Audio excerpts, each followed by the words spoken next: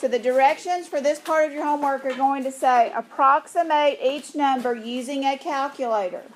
Round to 3 decimal places.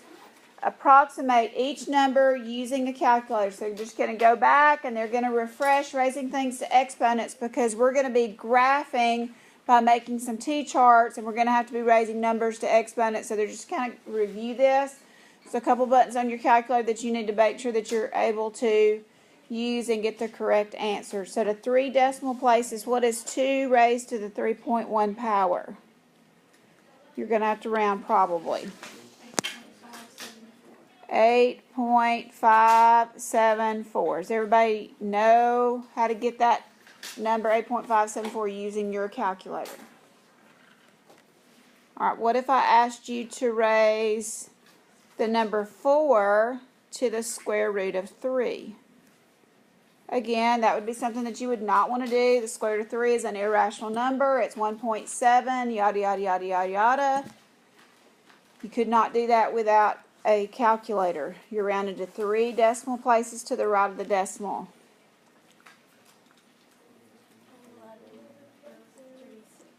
11.036. If you're not getting these numbers, look to somebody beside you, see if they can show you what they're doing, or raise your hand, or say, I don't know what I'm doing, help. All right. Example 3. 5 to the negative 1.7. We will be raising some numbers to some negative exponents. We know that's really 1 over 5 to the positive 1.7, but again, a lot of times we'll just pop this in our calculator.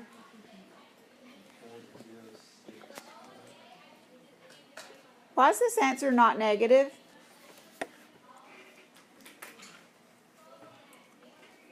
A lot of people would think 5 to the negative 1.7 is a negative number because the exponent is negative. But remember, the negative just means move the 5.5 to the 1.7 to the bottom. If it's in the top, the negative just means move it to the bottom. All right, now the last one, you may not have ever used this on your calculator, so I want to make sure everybody knows where this is. The next one is going to ask you to take E, which I don't think you've seen unless you've seen in science. Has anybody ever seen the letter E? I mean, like not like in kindergarten, but like mathematically. Energy? That's a good guess. You're wrong. Okay, so anybody happen to know where the E button is on your calculator? It's by the LN button. How'd you know that, Ethan? You are so smart. Okay, so if you hit second and then you hit LN, you have to hit the second button and then you have to hit the LN button. Let's talk about E for just a minute. Go ahead and do E to the 2.4 and then I'll just give you a general explanation of what E is. What's E to the 2.4? Okay, so we all know how to punch it in. So what we're going to find out later, did everybody find the E button? You have to hit second LN. Okay, or if you have a Casio or some other type of calculator other than a Texas Instrument, you might have to do 2.4, and then sometimes the sequence that you're mashing the buttons is a little bit different. Okay, all right, let me give you a little explanation of, and you might want to write that down, second LN, just so if you forget, you'll know how to find where the E button is. So E is not a variable. Okay, a variable is an unknown value. So just for experimental purposes, tell me what E to the first power is. You can approximate that 3 decimal places. What's E to the first power? E to the first power is approximately 2.7 what? 18. So the reason I'm telling you that E is not a variable is because a variable is an unknown value, but E is a value. It's used a lot in science, okay? It's used a lot in math. It's a natural number that occurs. A lot of times we use it. Have y'all ever heard of carbon-14 dating? They dig up some bones and they trying to figure out how old they are. That number, that E value is used a lot in science as far as some type of element decaying over time, radioactive elements and all that kind of good stuff. It's also used in math when you're going out to purchase a car and they're going to charge you interest when you borrow the money for that car or that house. It's used in business too. So E is not an unknown value. It is a number. And I always say E is about 2.71 or 2.712. It is a value. It's found on your calculator. The reason it's underneath LN is because LN stands for natural log. We'll learn about that in Chapter 4. And E and natural log are inverse values, and that's why it shows up in your calculator underneath the LN button. All right, so the first part of your homework is just a little calculator exercise where they're making sure that you know how to raise numbers to certain exponents. Any questions about those first four? All right, second part of your homework is going to ask you to do some graphing. The second part of your homework is going to ask you to do some graphing. And we're going to be graphing what we call exponential functions. So the first one that we're going to look at is f of x equals 5 to the x. And they're called exponential functions because you have a variable where the exponent is. Anytime you have a variable where the exponent is, that little equation is called an exponential function. And you've never graphed those before unless you did in Algebra 1, okay? So, would there be any excluded values? Think there's anything that x cannot be? Can it be positive? Yes. Can it be negative? Yes. Can it be a square root? Can it be a fraction? So there's no excluded values for x, as it's not in the denominator, it's just part of an exponent. So that means that we're going to pick just some real numbers, a few negatives and a few positives. Then we're probably just going to use our calculator, okay? And we're graphing here. So they're not going to tell you how to round, but anytime you're graphing, it's best to round to what decimal place? Usually the tenths, okay? If you have to round to the hundredths, you can, but as long as you're graphing, usually it's okay just to round to the tenths because you can't probably graph accurately to the hundredths anyway. You just won't want to round up to the whole number. So real quick, 5 to the negative 2. 0.04, so I had to go out to the hundredths there. 5 to the negative 1. 0.2. Please don't use your calculator for the next one. 5 to the 0.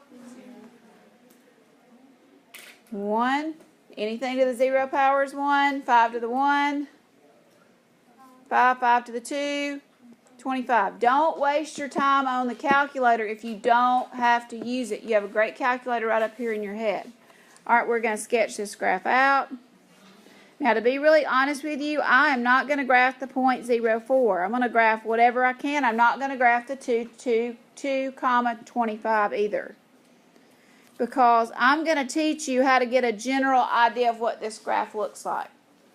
Okay, this graph is going to look kind of like a roller skate ramp that's going, it starts low and it finishes high. It starts low and it finishes high. I really can't graph the negative 2.04, so I'll do the negative 1.2. And then I'll do the 0, 1, and then I'll do the 1, 5. And what I know about this graph is I know that it's going to approach a horizontal asymptote. Anybody want to guess what the horizontal asymptote is? It is 0. It is the x-axis. So have y'all ever heard the phrase, oh, this is increasing exponentially? Oh, this population is increasing exponentially. It's just increasing at a really fast rate. So what that 0.04 tells me, even though I didn't graph it, is the 0.04 is just going to tell me that the graph's going to get closer and closer and closer and closer to the x-axis. Okay? There is no way that I can raise 5 to any power that will give me 0. There's no way that I can raise 5 to any power that will give me a negative y value. So that graph's just going to flatten out on the negative infinity side, and it's just going to approach the x-axis. What's the equation for the x-axis? Y is equal to 0. So exponential graphs have horizontal asymptotes. Exponential graphs have horizontal asymptotes.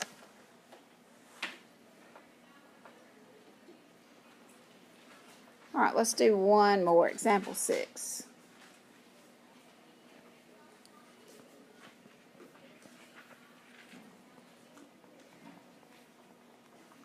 So our exponential graphs are going to look two different ways. The first one that we just graphed starts low and finishes high. And this is an example of an exponential graph that's going to start high and it's going to finish low. And I know that's going to happen because the base is 0.8. And anytime the base is smaller than 1,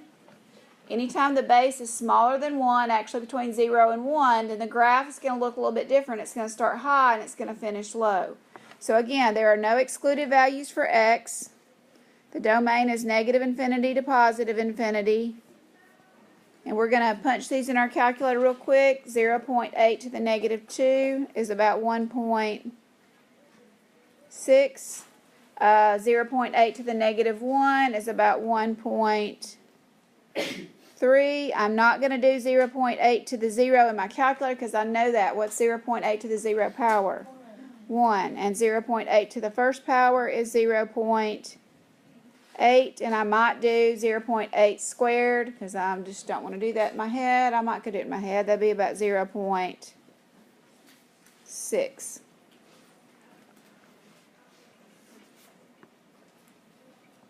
And again, I know this graph is going to start high and finish low because 0.8 is between 0 and 1. So negative 2, about 1.6. Negative 1, about 1.3. 0, 1. 1, about 0.8. So it's kind of like an airplane coming in for a landing. These are all curves.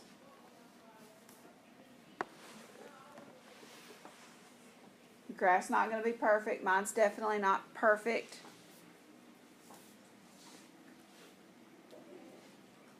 But your graph is just going to approach the x-axis, so y equals 0. If that's the equation for the x-axis, that would be your asymptote.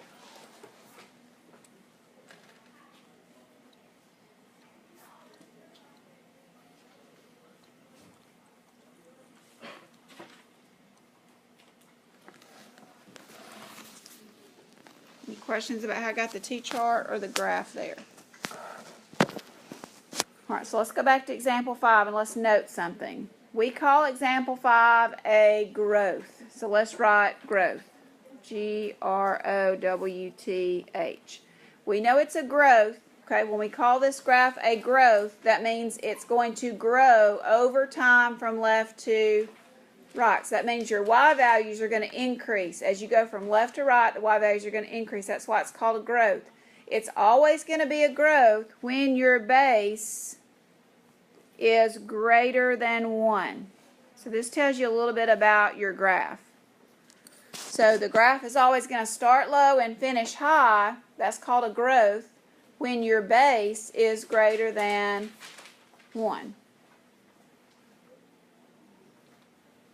That's when something's going to grow exponentially. That would be like population. That would be like the flu virus. It's going around. It's growing exponentially.